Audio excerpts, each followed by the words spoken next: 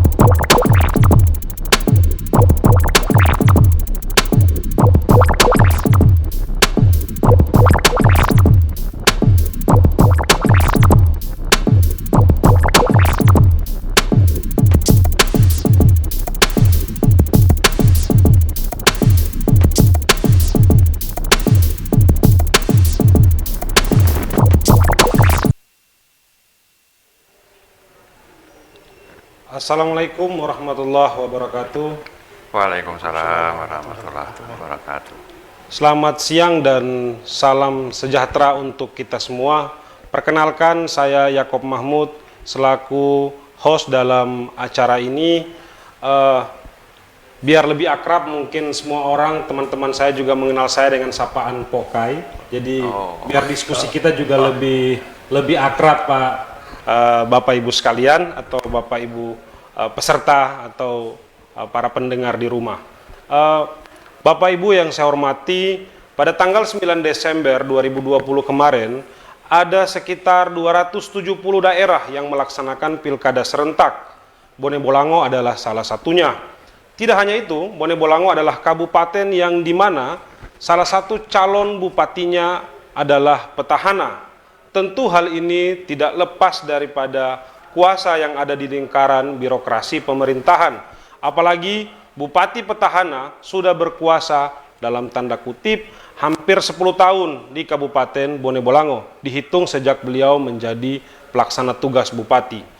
Kita tahu bersama bahwa ASN dilarang berpihak dalam bentuk keputusan atau kebijakan atau tindakan yang dapat menguntungkan petahana atau merugikan salah satu pasangan calon.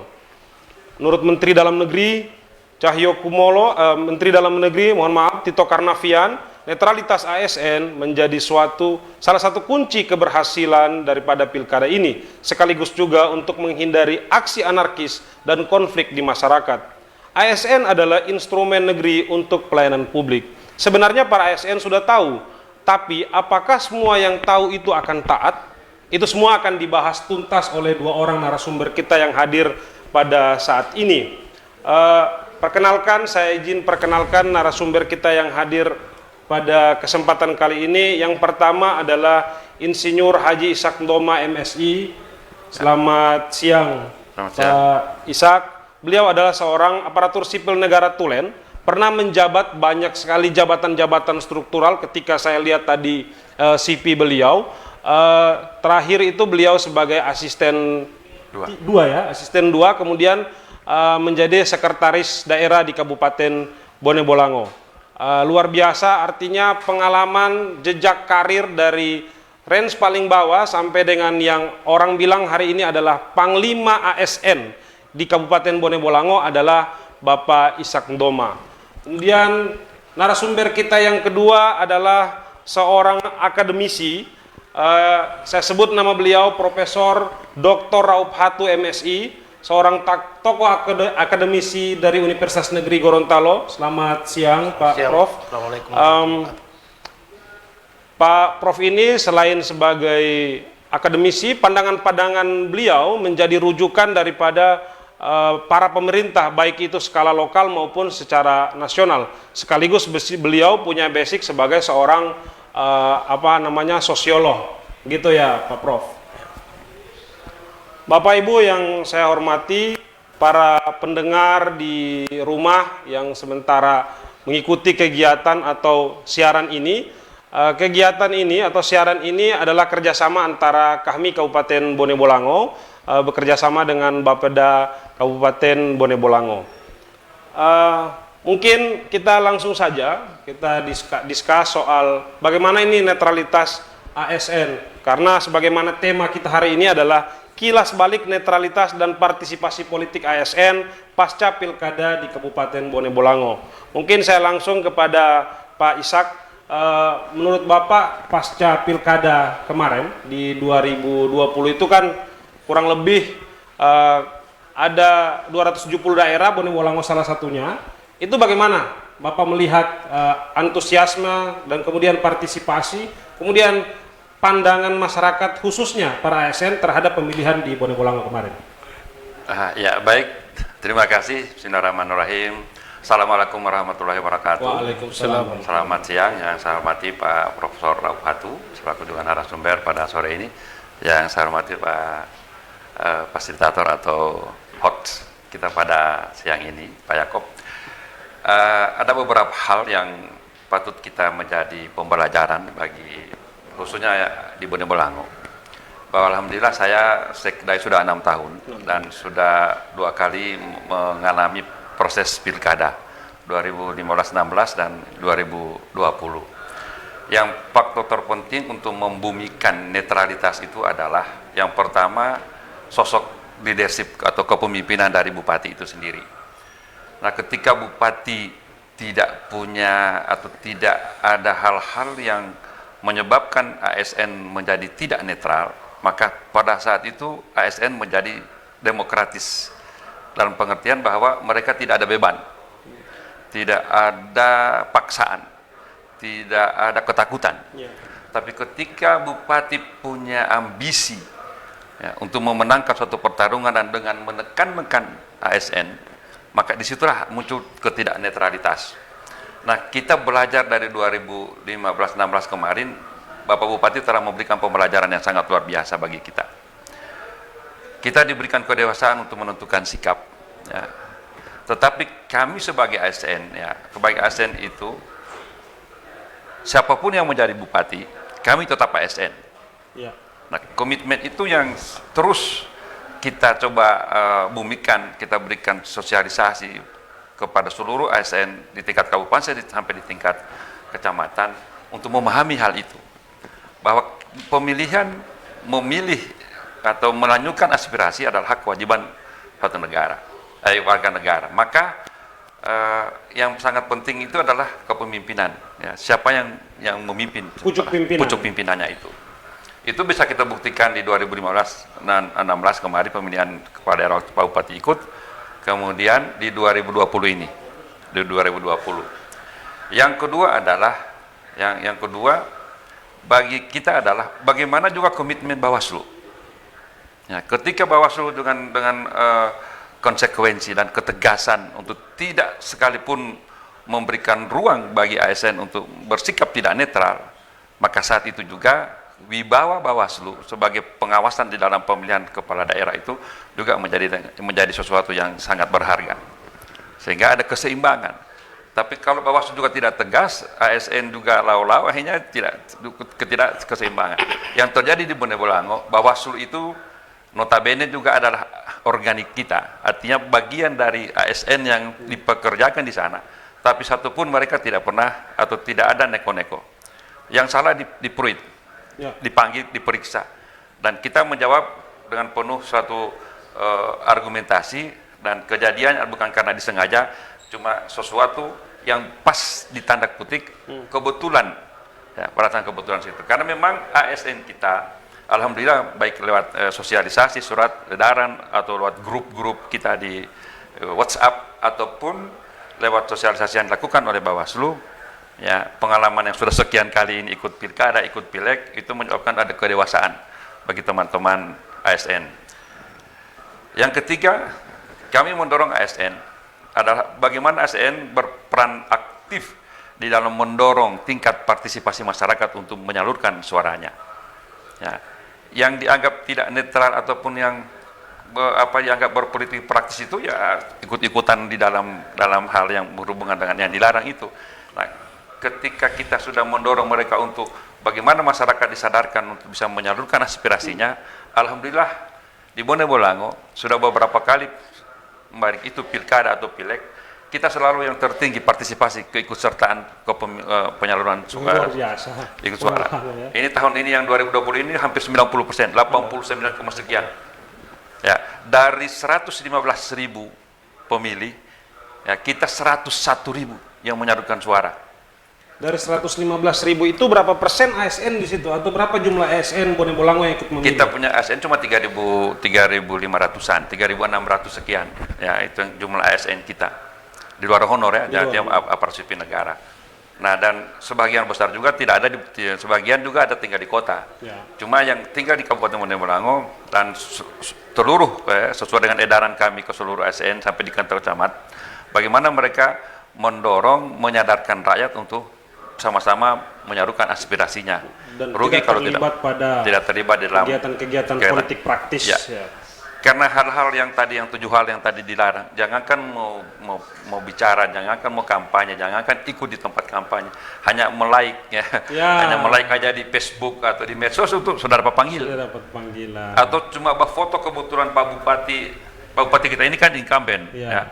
Tapi incumbent menjelang beliau cuti masih ada beberapa kegiatan yang beliau ikuti, yang beliau buka, yang beliau berikan arahan. Kami berfoto, dapat panggil lagi dari Bawaslu. Ini luar biasa. Ya. Jadi seperti itu. Karena banyak sekali juga kegiatan-kegiatan yang oleh peraturan perundang-undangan tidak dibolehkan. Tidak dibolehkan. Seperti itu. Tadi Pak Sekda sudah menyebutkan like, dan kemudian ada yang sekedar foto, itu juga menjadi larangan. Itu ya. Oleh karena itu kita perlu juga melihat pandangan dari para akademisi, Pak tokoh sosiolog di kampus Merah Maron, terkait dengan pandangan pada Pilkada 2020 kemarin. Saya persilakan Pak Prof, seperti apa pandangan Bapak terhadap Pilkada 2020 khususnya di Kabupaten Bone Bolango? Terima kasih Pak Yakub, Pak Sekda. Saya agak melihat bahwa proses Pilkada 2020 ini agak berbeda dengan Pilkada 5 tahun yang lalu. Pertama, dalam kondisi pandemi, ruang gerak yang tertutup, yang agak dibatasi, tetapi juga partisipasi politik di Bone Bolango ini kan cukup tinggi dibandingkan dengan masa pandemi. Itu kan partisipasi politik Bone Bolango cuma 81% ya. Justru di masa pandemi sekitar 90%. Padahal itu yang dikhawatirkan oleh pemerintah. Itu oleh pemerintah, dan memang sebelum pilkada saya sudah diwawancari bahwa kekhawatiran itu 60, saya bilang justru di masa pandemi ini kan partisipasi politik akan meningkat. Nah, partisipasi politik itu di situ ada ASN. Ya. Ada yang menarik di ASN. Sebetulnya ASN itu netralitasnya itu dari segi konsep itu sebetulnya mereka sudah dibenting dengan aturan. Betul. Di situ letak titik netralitas ASN. Karena ada aturan, saya kira ada aturan-aturan yang telah membentengi itu dan melarang dia untuk melakukan dukungan kepada siapa saja calon itu kan. Sehingga karena apa? Kalau di masa sebelum ada Undang-Undang Nomor 5, ada Undang-Undang Nomor 10, ada Peraturan Pemerintah Nomor 42, baru ada Peraturan Pemerintah tentang disiplin ASN, saya kira ini dulu ASN bisa bergerak di mana saja. Ya. Tapi adanya regulasi ini saya kira ini ASN membatasi diri. Walaupun ASN itu secara personal dia punya pilihan. Dan pilihan itu dia tidak bisa juga berkuar di mana-mana, pasti dia punya pilihan kan. Apalagi kalau 3.000 orang itu kan Pak Sekda kan 3.000 orang itu kan dia punya suami istri itu dia punya anak ya sampai 10.000 orang kan, atau dia punya keluarga sampai 6 orang, itu biasa saja dia melakukan pencerahan kepada publik kan. Dan itu tidak dilarang oleh undang-undang. Saya kira undang-undang tidak melakukan larangan itu. Yang dilarang itu seperti memasang baliho, mendukung segala macam. Tapi kalau hanya untuk pendidikan politik kepada masyarakat itu tidak ada masalah kan. Saya kira tidak ada pelarangan bahwa ketika ASN menyampaikan pendidikan politik. Karena itu tidak ada pelarangan, kecuali yang dilarang itu ada sudah mengirim foto, sudah mendukung. Tapi kalau sosialisasi, mari datang ke TPS, mari berpartisipasi politik, jaga netralitas, jaga demokrasi, jaga keamanan, jaga stabilitas. Itu saya kira tugas karena apa? Nilai ASN 3.000 itu bisa mempengaruhi orang banyak karena walaupun yang sedikit tapi dia punya status sosial. Status sosial yang agak berbeda dibandingkan dengan orang yang tidak memiliki status sosial itu. Saya kira ini harus dipahami kita bersama kan. Nah, kedua adalah memang juga ASN itu sudah dibatasi dengan sampai regulasi, ada media yang meliput. Ya, media kan. Bayangkan kalau tidak ada media kan dimanapun kan controlling media ini sangat baik dalam proses pelaksanaan pilkada nanti kan, pelaksanaan pilkada 9 yang pada Desember yang lalu kan Desember yang lalu 9 Desember itu banyak sekali controlling kan. Di samping ada Bawaslu kan, saya melihat keterbatasan Bawaslu ini kan dia tidak besar, tapi nggak ada media ini kan. Media sosial ini dengan begitu diposting maka dengan mudah informasi ini bisa menjalar kemana-mana dan ini dijaga oleh ASN bahwa netralitas memang di mana-mana setiap incumbent itu selalu menyampaikan bahwa jaga netralitas, jaga stabilitas, jaga keamanan, macam-macam disampaikan incumbent. Tetapi ASN itu masih punya pilihan ya. Jadi ASN punya pilihan dan tidak ada pelarangan ketika ASN dia mensosialisasikan bagaimana berdemokrasi yang baik, bagaimana menarik Pak Prof, seperti yang Pak Prof sampaikan tadi, saya coba melihat data pada saat Pileg dan Pilpres 2019 kemarin, ada data yang tercatat di Bawaslu itu ada 991 kasus yang dapat dibagi dalam beberapa pelanggaran. Pertama, ASN tidak netral, kemudian ASN yang menyalahgunakan kewenangan, kemudian ada ASN yang menggunakan anggaran negara, ada juga ASN yang memfasilitasi penggunaan fasilitas negara. Nah, pertanyaan saya kepada Pak Prof itu, apa kira-kira motivasi ASN itu melakukan pelanggaran itu? Kan ini kan multitafsir. Ya.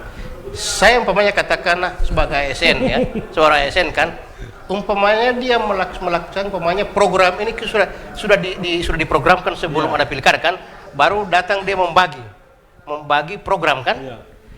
Ini bisa saja menafsirkan bahwa ini salah, tetapi ini kan program tidak boleh ditahan program publik kan, karena tugas sebagai ASN ini kan melayani masyarakat kan. Tidak mungkin tidak boleh ada pilkada bahwa tidak boleh dibagiin bantuan. Ini kan problemnya kan.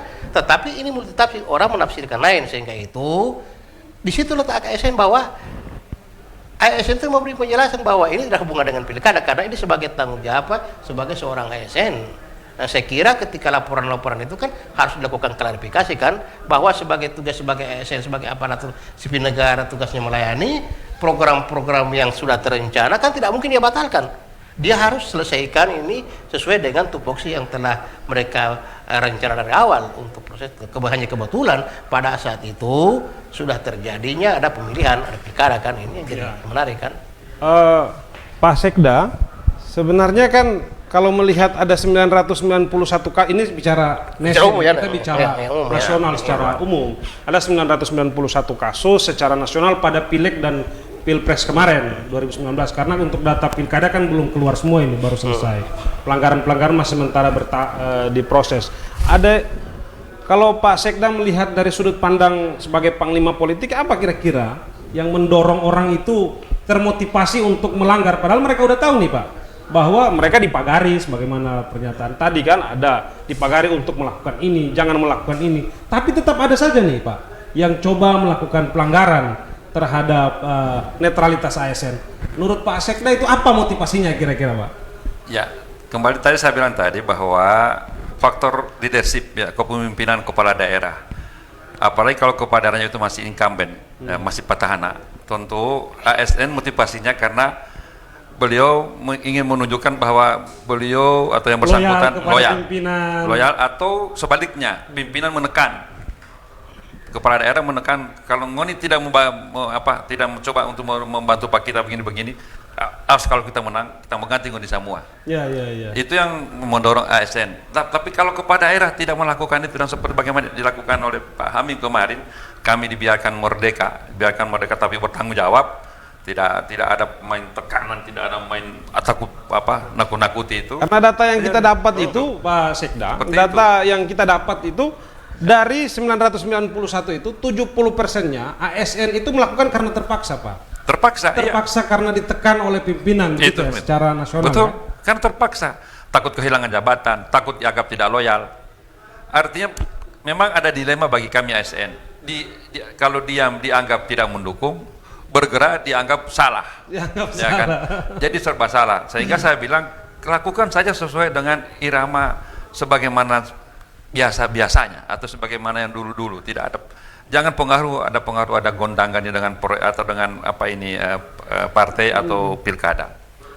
Yang kedua adalah integritas ya. Integritas ASN itu dia apa yang tentu kepala daerah ya, pimpinan itu sudah melihat kita siapa yang berintegritas. Kalau kepala daerah melihat integritas kita ya, itu dia dari keseharian kita, dari tanggung jawab yang diberikan tugas ya. Ketika kepala daerah meyakini kita punya integritas, kepala daerah lepas bebas itu sama kita ya, tidak perlu nanti dia memaksa-maksa, kamu pilih saya, kamu dorong kamu, tidak ada. Percaya seperti itu, insya Allah aman, tidak akan ada yang ketangkap begitu Pak ya. Jadi memang tidak ada, sebenarnya problemnya tidak ada Pak, apalagi kalau daerah sampai menekan, kepala daerah sampai menekan, itu kan sering terjadi pada kasus-kasus yang petahana Pak ya.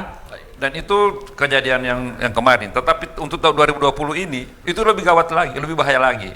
Ya, petahana sudah bilang, bupati sudah bilang, jangan sekali-kali kalian tidak netral, karena itu akan berisiko sama saya.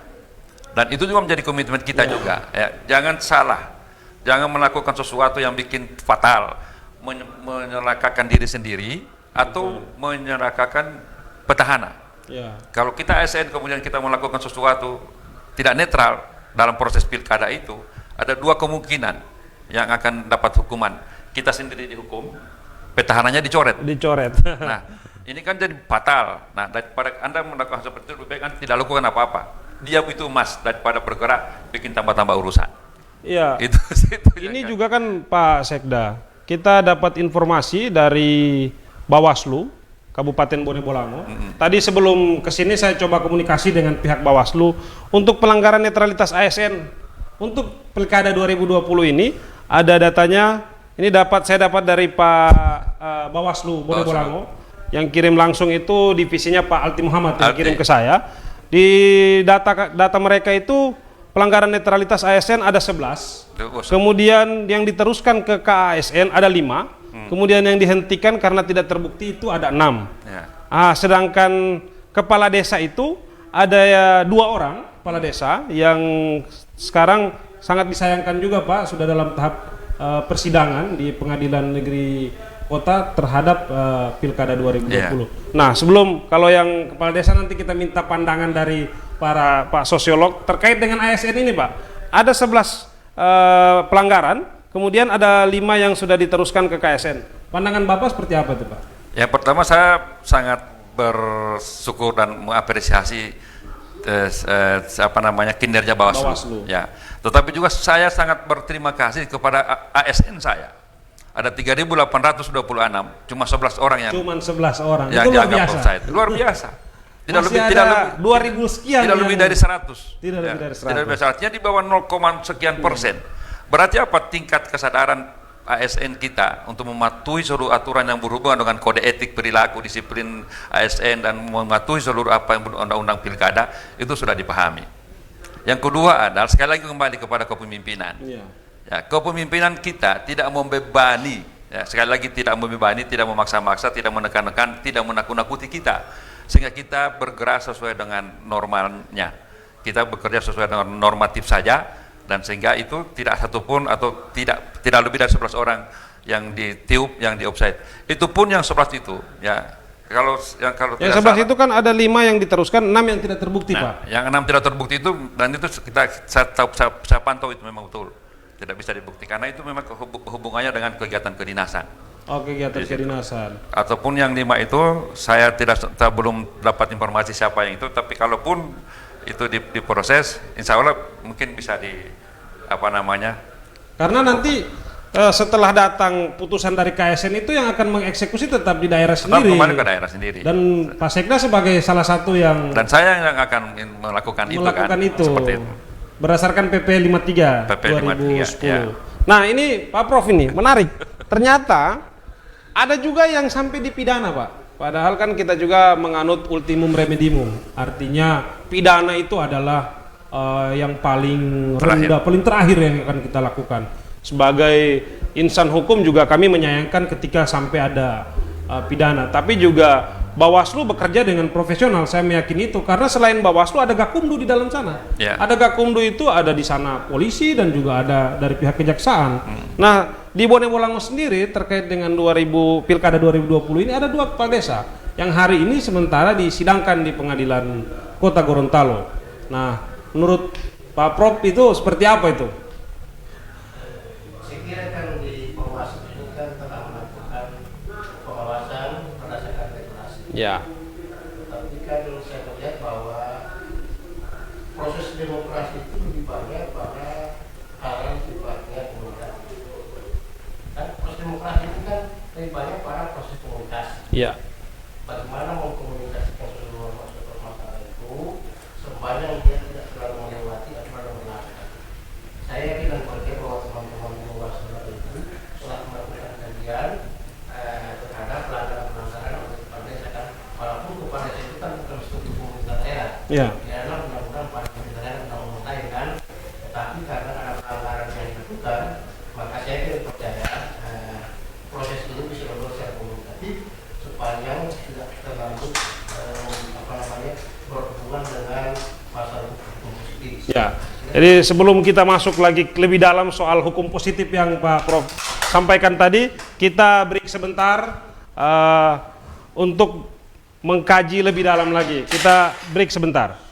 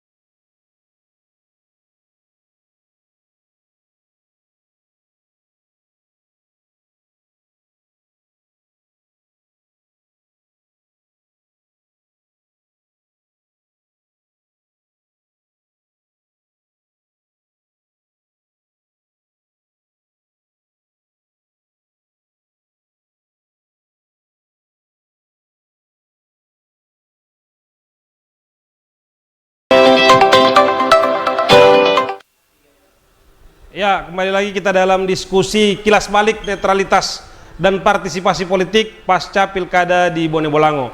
Nah, tadi kita sudah sempat diskusi awal mengenai ada yang sampai masuk ke ranah pidana, Pak Prof. Itu kan juga sebenarnya kita sedih ya sebagai insan hukum, juga akademisi, ada dari pemerintah daerah, tentu menyayangkan ketika ada sampai kepala desa yang diproses hukum gara-gara pilkada di 2020. Nah, itu yang tadi juga kita sempat diskusikan, apa sih motivasinya itu. Nah, sekarang saya mau ke Pak Sekda dulu terkait dengan etika dari seorang ASN. Tadi sudah disebut ada 5 yang dilanjutkan ke KSN.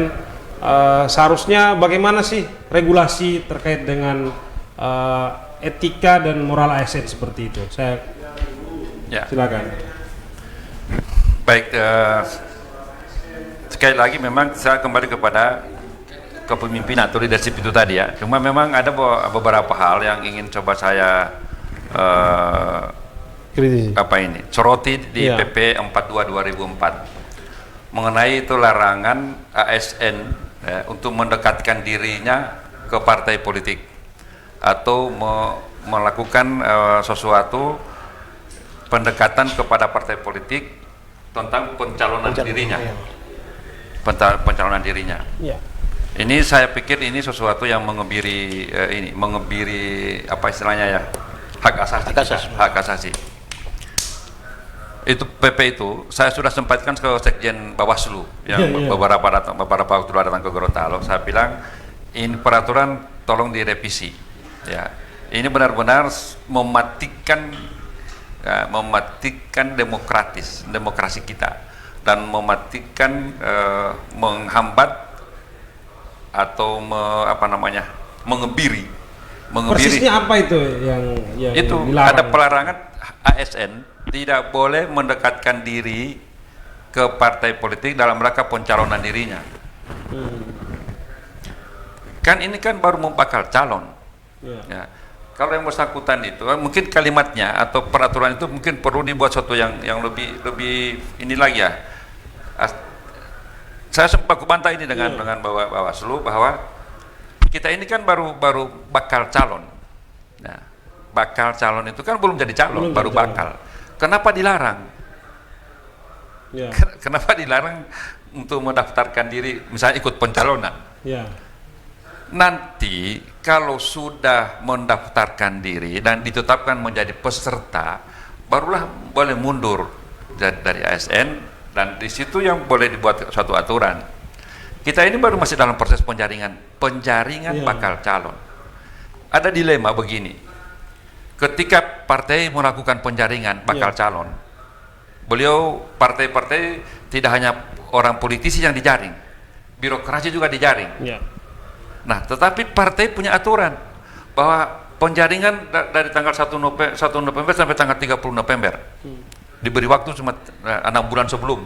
Jadi November itu sudah mulai dijaring. Nah, ketika kita mendaftarkan diri di situ itu dilarang. Itu saya bilang ini tidak boleh. Ini kan baru mau bakal calon, bakal calon baru bakal. Belum jadi calon. Penjaringan dari partai mencari figur untuk siapa jadi kepala daerah atau wakil kepala daerah, melakukan penjaringan politisi, birokrasi atau pengusaha. Nah, kita di birokrasi terbelenggu dengan PP ini, tidak boleh sama sekali. Kalau kita mendaftar dianggap melanggar. Nah, jadi, sementara itu kan masih 6 bulan sebelum, masih jauh. Nah, partai sudah 6 bulan sebelumnya sudah menjadi, dan batas waktu cuma sampai 30 November. Ketika kita tidak mendaftar, lepaslah kita untuk mengikuti menjadi peserta kandidat calon kepala daerah.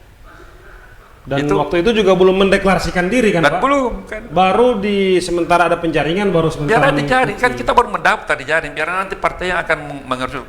Kita tidak ikut-ikut berkampanye lah. Yang penting partai sudah kita daftar diri, nanti partai yang akan mengurus lebih lanjut seperti itu. Itu PR-nya kita nanti. Itu harapan ke depan ketika aturan ini juga dibuat jangan terlalu kaku ya melihat. Padahal kan birokrasi itu juga ya saya harus akui adalah orang-orang terpelajar, orang-orang yang sudah digembleng jauh sebelum kemudian ada di pucuk-pucuk pimpinan seperti itu. Nah, kita ke Pak Profesor Rauf di Bonebolango, Kabupaten Gorontalo, kemudian Pohuwato sudah ada yang ditetapkan sebagai suara terbanyak, belum ditetapkan sebagai pemenang ya, baru suara terbanyak. Nah, bagaimana ini Pak melihat masyarakat yang hari ini masih ada yang di kubu-kubu, berkubu-kubuan, itu harapannya seperti apa nanti Pak ke depan? Saya kira pilkada itu wajar ketika ada kelompok-kelompok yang saling berbeda pendapat dan saling berbeda pilihan, maupun saling ada kubu-kubuan kan. Tetapi perlu dilihat bahwa dalam politik itu, begitu sudah terjadi pemilihan dan sudah terjadi perhitungan suara dan telah jadi penetapan, saya kira kita harus menerima. Itu proses demokrasi kan. Karena apa? Ini kan kita berkompetisi. Berkompetisi, kita sudah menyampaikan visi misi, menyampaikan program, baik secara terbuka, melalui panel, melalui debat, segala macam. Ini kan publik yang melihat. Publik melihat bahwa ini adalah hasil pilihan mereka. Dan hasil pilihan itu adalah yang terbaik dari yang baik. Tetapi jangan begini, ada satu catatan yang saya kurang setuju juga, Bang. Ketika mau diakumulasi, ini katakan, ini secara umum ya, tidak mengatakan di mana. Ketika ada calon, umpamanya, oh dia itu cuma didukung oleh 40%, 60%, bukan di pilkada bukan begitu. Tidak ada saling membanding-bandingkan. Oh ini kan dia cuma didukung oleh 40% suara. Baru ada 60 yang tidak mendukung dia. Dalam proses berarti ada sebagian besar yang dalam proses politik tidak demikian. itu logika yang terbalik kan.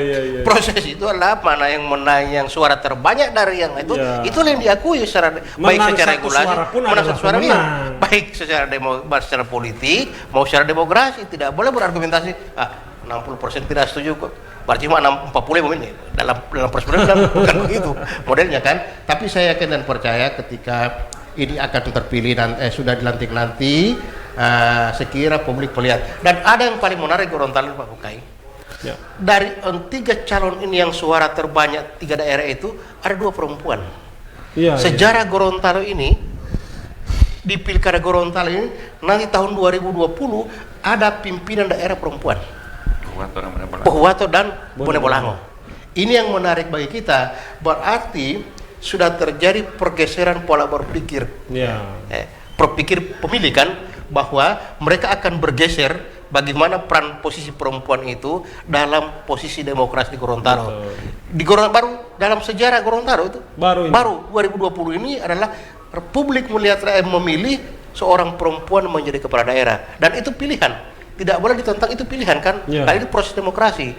Nah, akan kita lihat bagaimana prosesnya ke depan nanti kan. Cuma itu ketertarikan kita bahwa di pilkada ini ada 2 daerah yang dipimpin oleh perempuan di Gorontalo, yaitu Pohuwato dan Bonebolango.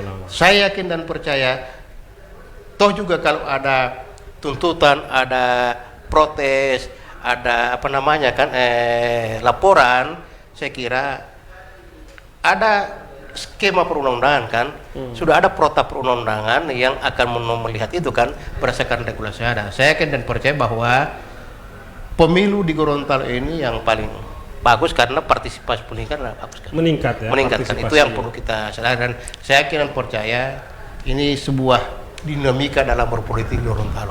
Menarik ini Pak Ishak. Artinya tadi Pak Prof sudah bilang baru kali ini ada wakil bupati yang perempuan, artinya Pak Sekda dan jajarannya ini akan dipimpin oleh perempuan. Kita tahu Bonebolango ini menjunjung adat nih Pak ya. Nih bagaimana Bapak menanggapi hal ini? Ini menarik juga. Nanti Pak Ishak dipimpin oleh perempuan, kepala kepala dinas dipimpin oleh perempuan. Gimana itu Pak Sekda? Ya, terjadi pergeseran nilai dalam konteks adat istiadat, bahwa dengan hadirnya 2 orang kepala daerah yang pendamping atau wakilnya adalah perempuan, memang pernah diisukan atau itu menjadi salah satu juga isu kampanye dari kelompok lain yang menghantam atau yang mencoba untuk menggoyahkan bahwa belum saatnya untuk Bone Bolango atau untuk Gorontalo ini ada bupati atau wakil bupati yang perempuan karena keterikatan adat. Saya pikir ini dari sisi lain mungkin boleh dikatakan benar, tapi di sisi lain kita tidak boleh memungkiri bahwa emansipasi wanita, partisipasi wanita dan keberadaan wanita perempuan ini sudah lebih maju lagi di Bone Bolango atau kita di Gorontalo. Di ASN saja dari 3.824 itu 2.000 lebih adalah perempuan yang pegawai negeri. Hanya 1.000 sekian, hanya 1.500 yang laki. Seperti itu. Nah, oleh karena itu maka sudah saatnya coba kita untuk membuka diri untuk tidak mengikatkan diri dalam konteks-konteks yang sangat berhubungan dengan penghambatan terhadap kemajuan, tetapi dengan tidak menafikan bahwa konteks adat dan budaya tetap kita menjadi sesuatu yang diutamakan, atau nilai-nilai luhur atau nilainya keluhuran itu yang tetap dipegang. Di situ itu saya maknanya bahwa kita tidak bisa menghambat itu karena kemajuan sudah menuntut seperti itu. Daerah maju tentu akan berimbas terhadap hal-hal yang akan sedikit banyaknya akan menyinggung tentang adat istiadat kita, budaya kita. Tetapi sekali lagi bagaimana kita menyikapi itu untuk meramunya atau mengolahnya menjadi sesuatu yang membuat kita lebih maju. Luar biasa sekali apa yang menjadi diskusi panjang sebelum pilkada itu kan ada perempuan ini di Pomoali, di Pomodelo dan lain sebagainya di dalam kelompok-kelompok diskusi kita, Pak Prof. Nih kita kembali lagi ke ASN yang netral, ASN yang kemudian dipersoalkan. Ada yang ceritanya kalau orang hukum itu bilang unsurnya harus TSM, terstruktur, sistematis, dan masif. Yang paling mampu melakukan itu adalah petahana. Dan petahana yang bisa menggerakkan itu adalah para ASN di bawahnya. Nah, apakah itu terjadi di Gorontalo, Pak Prof? Yang masalah TSM ini kan berdasarkan pada bukti kan? Ya. Sepanjang kalau tidak ada dan selama ini kan saya kira ASN ini mereka sudah paham regulasi. Sudah ada yang membentengi regulasi bagaimana ASN itu, pelarangan ASN sendiri kan. Toh juga ada laporan-laporan, saya kira ada lembaga peradilan kan yang memutuskan bahwa ini salah atau tidak kan. Secara politik kita boleh mengargumentasi. Ini kan sudah pada masa kalau putusan-putusan begini kan sudah masuk dalam hukum positif kan.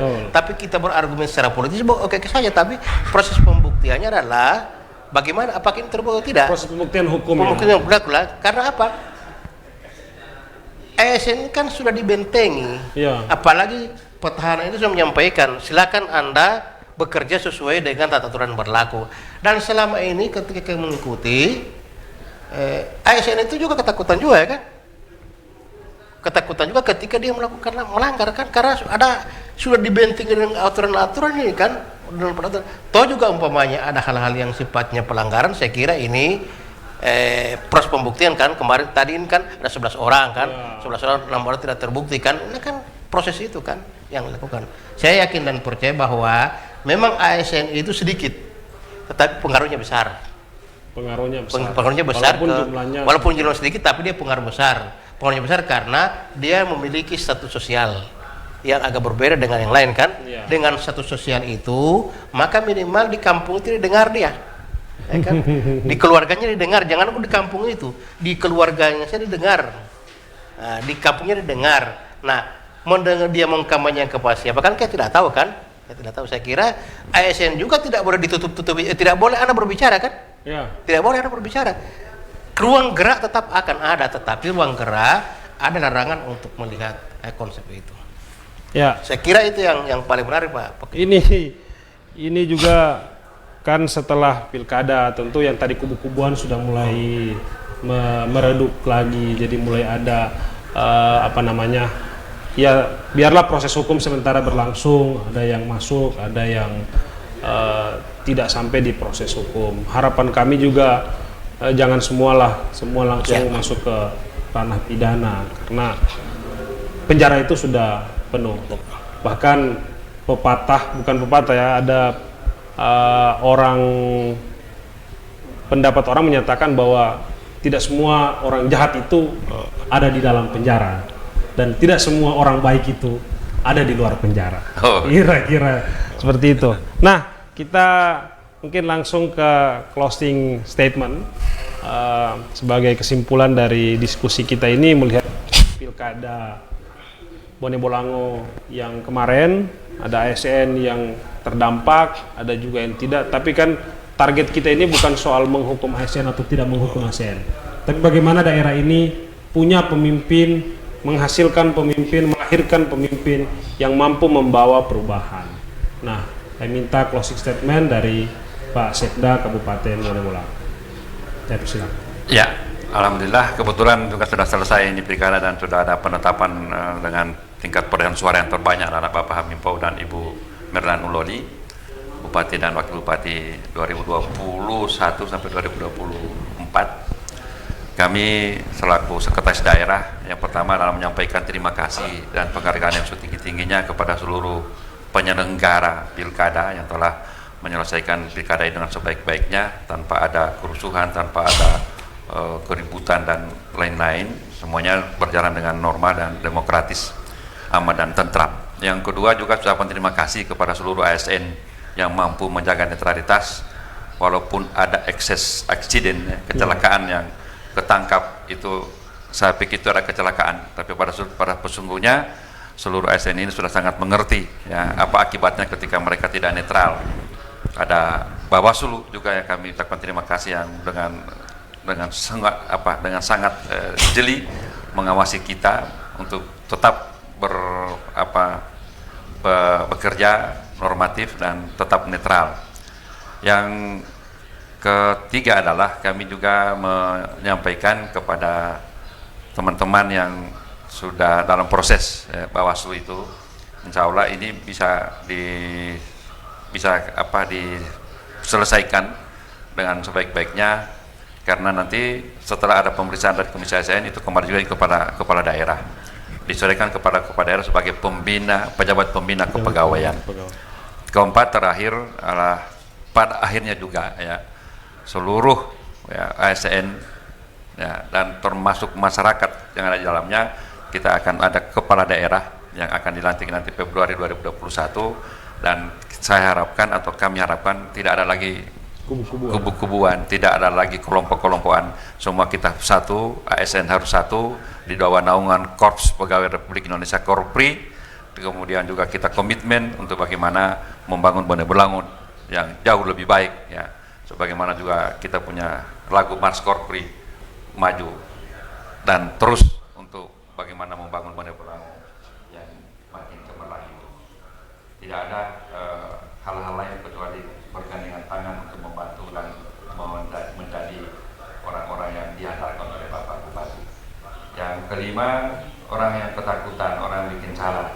Pak Bupati kita ini adalah orang yang tidak pernah dendam, semua dia buktikan sampai secara de facto dia 3 periode, secara de jure 2 periode Pak Prof.